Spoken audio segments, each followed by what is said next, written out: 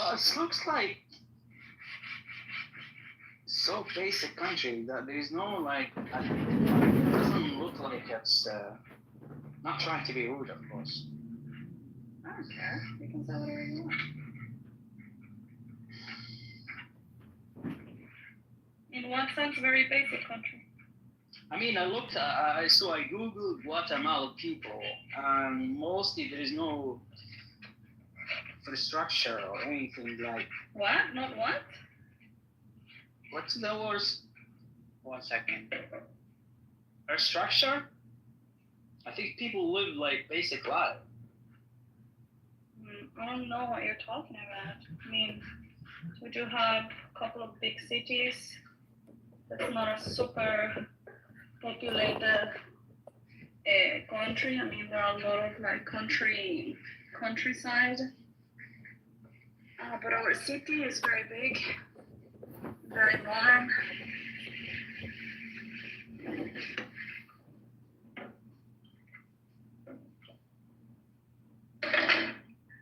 We have some of the best education in Latin America. I mean, compared to who?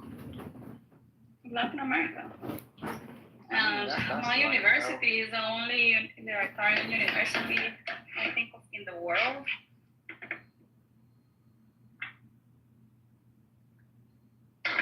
In the world? Yeah, the only libertarian university, and it's very well known university, actually. I'm gonna Google. So I Googled the people. They're basically Indian mixed. Google university is UFM. UFM, and put UFM Guatemala. That's the name of my university.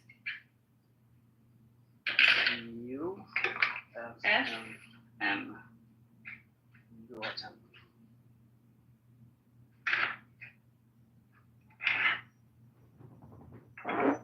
Looks like university in North Korea or something. I don't know what universities in North Korea look like. Or China. Holy shell! I think it's only one building, right? No. Yeah.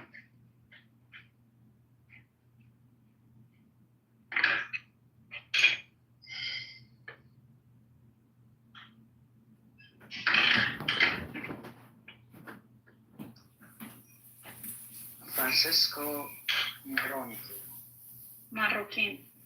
Oh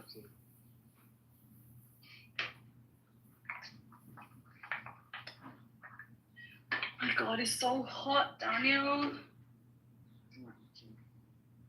Get me a shower. I can't deal with this. Just need to finish preparing my. Okay, you're kind of right. Top ranking for Latin America.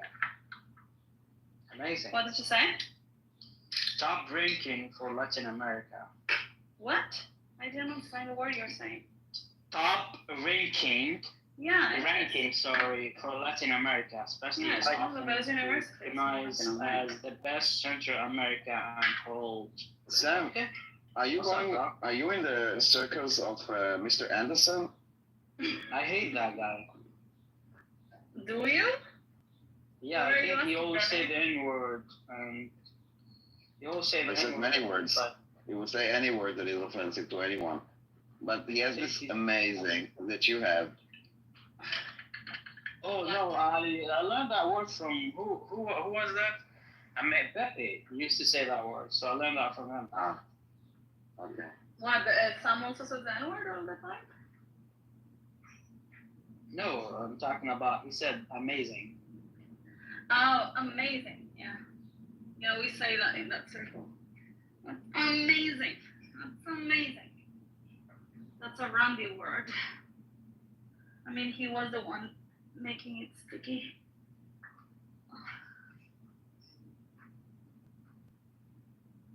Did I tell you? Now we have. Sorry, go on. That I am about to be ostracized from that group. Why? Because you hang with the Jews? Yeah, I am too blind. I'm willfully blind. to see. Well, you chose the winning side, so good for you. No, dude, but it's just ridiculous. Like, why cannot I make my own choices? Because you're a woman. Why is so bad with doing whatever I want? You don't have to like the Jews. I don't care if you don't like the Jews. I don't like all the Jews. Neither do I. There are many Jews that I don't like. And it's like they're under the impression that I like you guys because you're Jews. You know, if you weren't Jews, then I wouldn't like you. So that's your intrinsic value, that you're Jews. Well, they hate us because we're Jews, so this way possible. But that's the thing, it's ridiculous. And it's like, yeah, well, you're all the time with the Jews. Well, it's not true either. Like, there are a lot of people. I think you only like not Jews. You only like the Jews because they are the best on the market. Like, it's not like. No, I don't care. If you think about it, the more smart communities, let's say in Clubhouse, because in real life they definitely are. Like, I've seen a lot of Jews. They're definitely way smarter than the average people that I know. Like, and I live in a Maybe, but I hang out with a lot of people that are not Jews. Like, look at the Bitcoin rooms. There are barely like 2 Jews there. And barely 2 IQ. And what? And barely 2 IQ. That's Retail Clubhouse, no? Which one? The Bitcoin room. No. Retail Clubhouse is the one with Randy and Lou and Mr. Anderson and Diego. That's what I call Retail Clubhouse. Okay. That's my part of Retail Clubhouse. Oh, I'm just about to finish to clean my house. This is amazing. But I need to clean the terrace and it's too hot. I can't. So wait until it goes dark at 11 and then you'll have like 2 hours before it goes up again.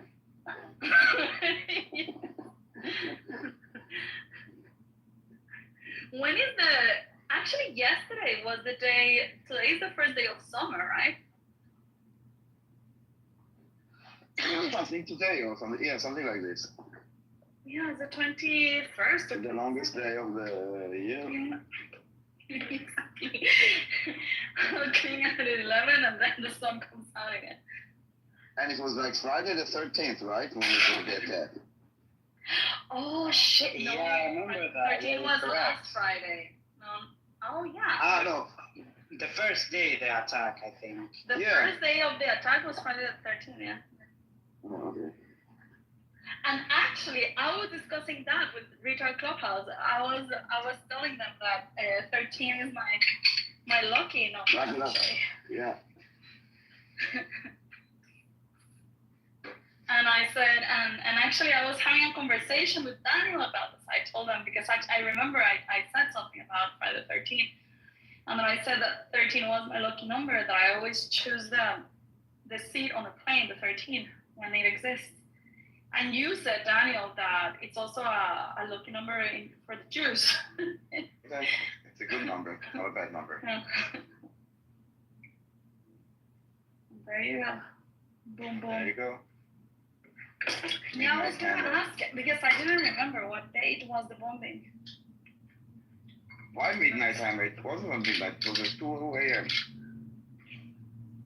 No, yesterday. Yeah, but it was at 2 a.m. They should have called it night hammer. Yeah. I thought it was midnight. The U.S. was talking about midnight. No, it was in Iran, it was 2 a.m. I don't know. Oh my God. Well, I'm about to finish and then I think I'm gonna leave Well, tomorrow is going to rain, so why do I even bother to wash to clean my terrace today? I'll just clean it tomorrow.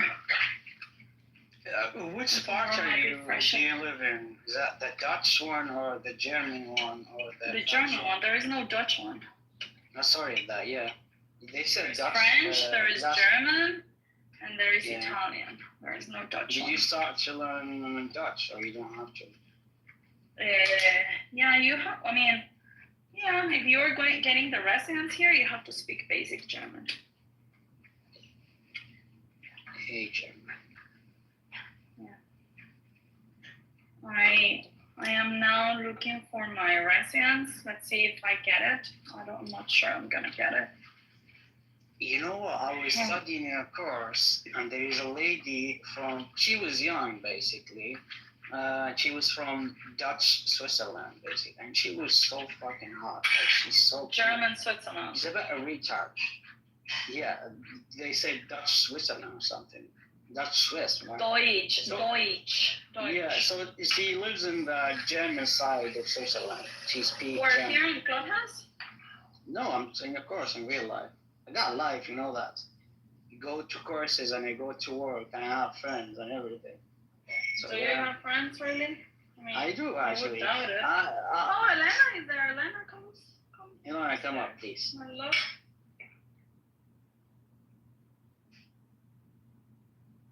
I haven't seen Elena in a long time.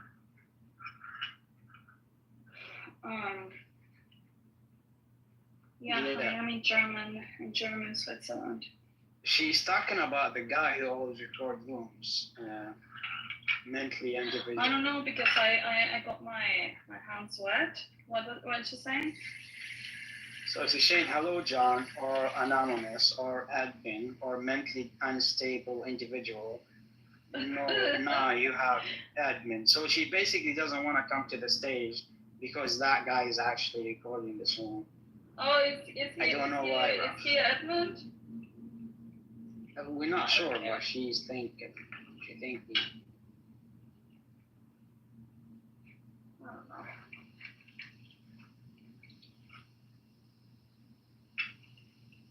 I don't know. Streaming our very interesting conversation. Yeah, when I see that guy in a room, I always leave. Like, why? Why?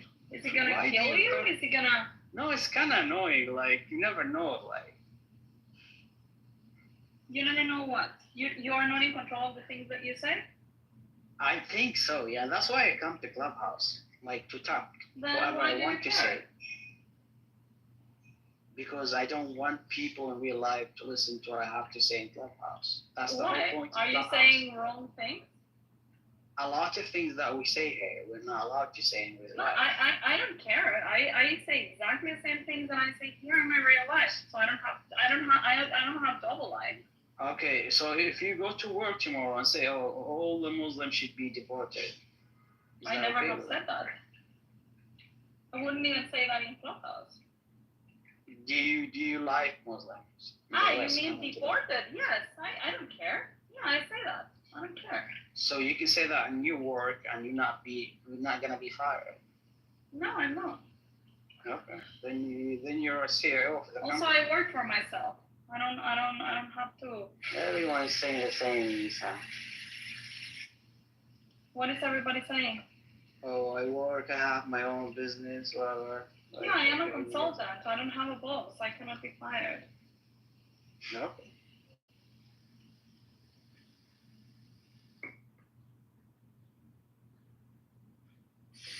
Because I don't bring my political opinions at work. Why should I? Oh, so Elena, do you think he's actually recording this room? Damn.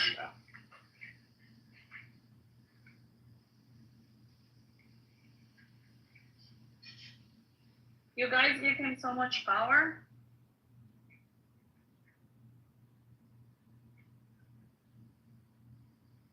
Edmund, why don't you come with your real account, dude? That way you can talk to us.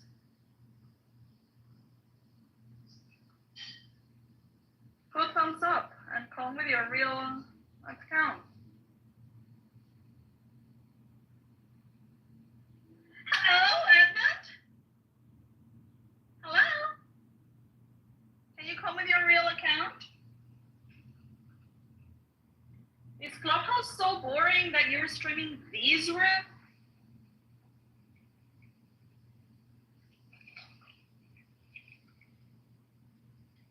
Where's We're saying nothing here.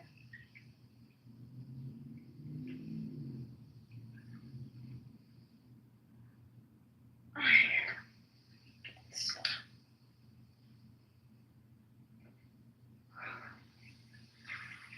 done with this. I think I'm gonna go through the swimming pool.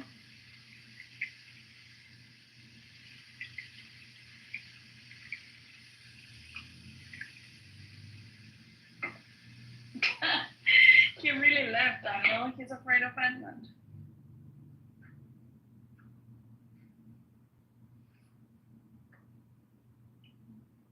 You can't run away from Edmund. He's unknown. He's everywhere. Exactly.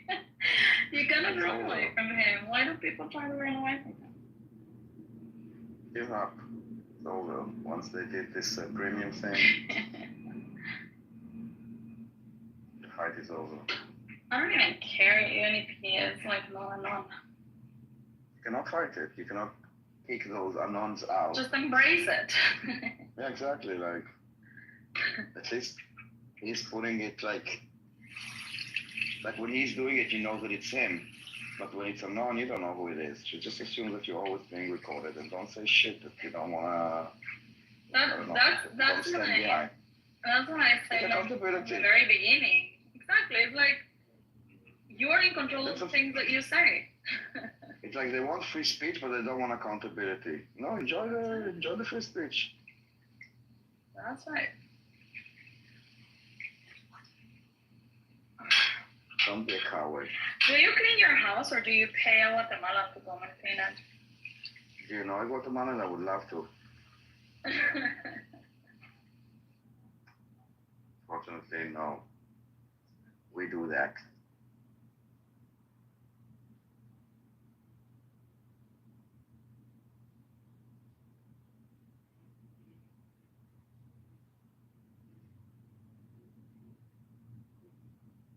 With the tones.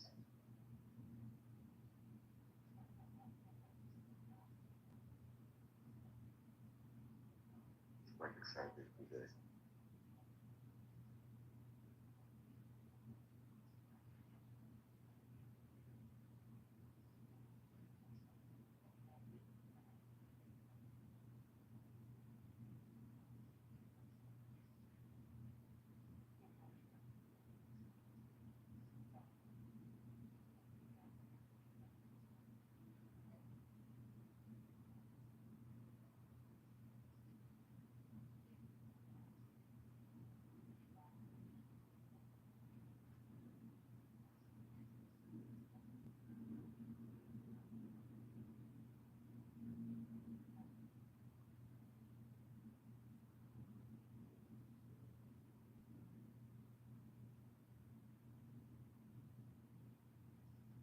Right, Tanya, I'll watch TV a bit as I'm kind of melting. Hello?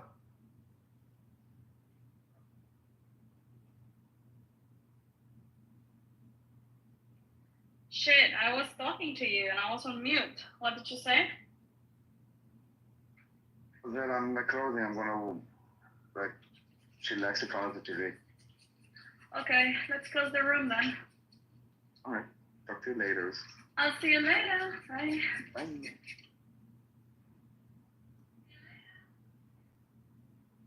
It had to be a certain action taken in order to minimize the threat to us and our troops. Yeah. General, you say that General Carroll will increase force protection in Iraq, Syria, and Gulf of those areas. Were they given for coming? And if you can do more stuff there, all the more better. I'll join you. I'll also talk about it in my communities, which is more about helping people with English and communication. But anyway, thank you. Appreciate it. Arthur, connect with me over there as well. Feel free to send it out. I'm going to pass it. Thanks so much, and please feel free to stick around as well. Shipwreck, welcome. Thanks so much for your patience, and Marshall, welcome back as well. I've probably got about another 10 minutes left in me, and I'm going to be passing the room over alternatively and might even close it down, so we'll see how things are going. PB, how are you doing over there? You good? Oh, hey, yeah, no, I'm doing well. It's been a good combo so far. I'm interested to hear what Jill has Yeah, absolutely. And if everybody's nice to PB, she might actually do a piano recital for us all, which would be amazing. Just maybe put a thumbs up in the chat and see, just say yes for PB wanting to do. Stop that right now. Okay, I'll stop. Okay. Boundaries. We've got it. Shipwreck, thanks so much for your patience. Take it away. Yeah, no worries. Yeah, I love that you guys brought up the technology component to the military aspect of it, and even hit on the fact for the air superiority with the MiGs and the Tomcats and the F4s, the F4Ss. I mean, these are antiquated pieces of equipment, so that isn't something they really have to worry about. And the boots on the ground thing, we don't want to do that. What a lot of people are missing out on the U.S. involvement with this bombing is we were the only ones who could do it. I mean, we have the MOP, which can penetrate 200 feet of poured concrete. We have the only plane that can actually deliver it. I mean, Israel has some of the older MOABs, I believe, but those are lighter weight. Syria has a couple of the more advanced bunker busters, but when it comes down to it, technology-wise, we were the only ones who could have stepped in and hit those bunkers. So I think it was more of a capabilities over maybe a want to do it. But yeah, I wanted to throw that out there because a lot of people are saying, oh, well, why did we step in? It comes down to sometimes if you're the guy with the biggest stick on the block, you have to be the one to go in there and flex it off. And it also reiterates to the world that, yes, we do have this technology and you should see what we keep in the kitchen. Because I think people forget sometimes that, yeah, we have a lot of internal strife. We have a lot of things going on internally in the country, but we do come together when posed. Similar to the saying in Afghanistan, it's me versus my brother, me and my brother versus my cousin, me, my brother, and my cousin versus the world. That's kind of how the U.S. is. But yeah, that's all I really had to say. And appreciate it. You served, right, for over a few years, I think. I remember you saying yes. Yeah, I was active for about 8 years or so before my wife wanted us to see me more than every other year. I was with the U.S. Army. Okay. Well, I was wondering, just with that, what do you make of kind of the anti-neocon sentiments that, I mean, I'm just going to label it as that. I think that it might be something else, but I'm sure you've maybe heard them, and I wouldn't consider myself a neocon by any means, but I kind of get lumped in that category a little bit for being supportive of a strike like this. What are your general sentiments on kind of the vibes of people? I'm guessing then you're millennial, young Gen X. What are your kind of thoughts about the politics at home around these strikes? I think we do need to have a U.S.-based focus internally and put a lot of money there, but when we have the means to assist our allies, we definitely have to. Israel doesn't need us for regular airstrikes or defending their interior walls, but when it came to this particular aspect, we had to step in and interject because we were the only ones who had to do it. I think we don't necessarily need to be the world police like we have been in the past. I mean, looking at the Suez Canal, yeah, it's terrible they're shutting it down or threatening to, but how much goods do we actually put through there? We may be able to say, hey, we'll defend you if you're defending yourself. You need to put some in there. Saudi Arabia, other players within that area need to step up more and say, yeah, we'll be here to defend you when it comes to needing the big guns, but you need to do some of the local patrol work. Yeah, I think that makes sense. That kind of sums up how I feel.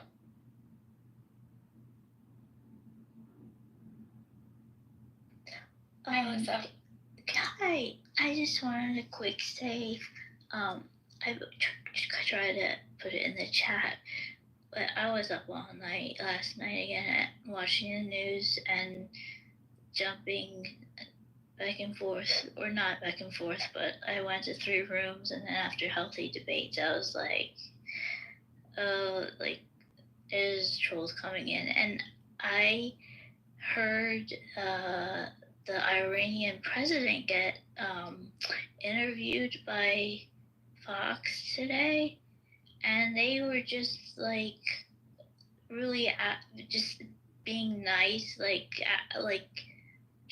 not like really like digging in, like why would you stop this, and he was going on and on and on about like how we have to get the Jews off the earth, and it was weird. He's like a young guy, and it reminded me of anyone you would meet on here that was, that we did meet, or in some of the rooms, and it's like it's a mindset that they're brainwashed almost like, and it's unfortunate because then their citizens, innocent citizens get hurt. But they said that Trump did all everything he could to not do this, and I have a thing from last term he did about how he does not want any wars at all, and I think that's just a big thing about him actually doing it, and so that's just what I wanted to say.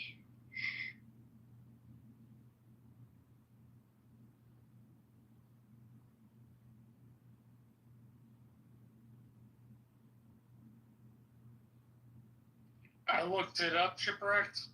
Suez Canal accounts for about 12% of overall world trade. That's quite a bit. Less than I expected. I thought there would be more.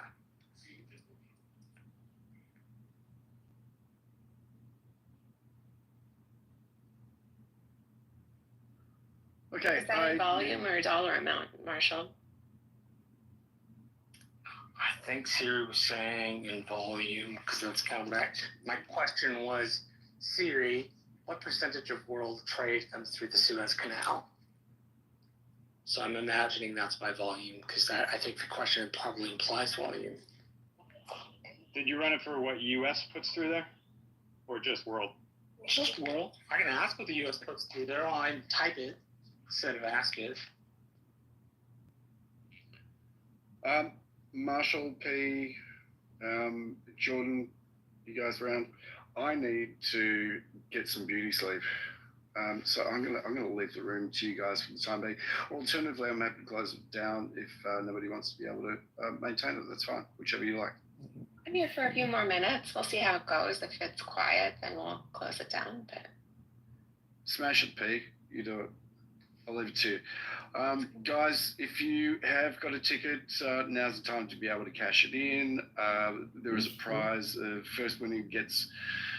first prize is 1 night out with P. Second prize is 2 nights out with P. Third prize is 4 nights out with Marshall. Okay. Take your choice. Cash your tickets in, guys. Let's have some fun. And I'll see you on the rebound. Thanks, P. See you around. Lots of love.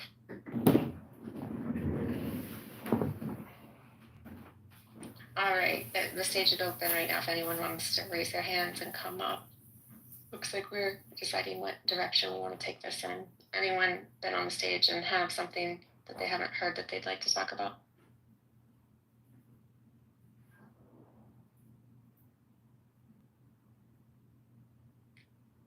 One of the things that I'm interested to get some perspective on, although it's somewhat dated, it was a few years ago again, but the different communities of the diaspora, as well as those people that obviously many of whom are still very much connected and still are able to visit regularly with family back in Iran, there's differing perspectives on how they would like to see a future of Iran.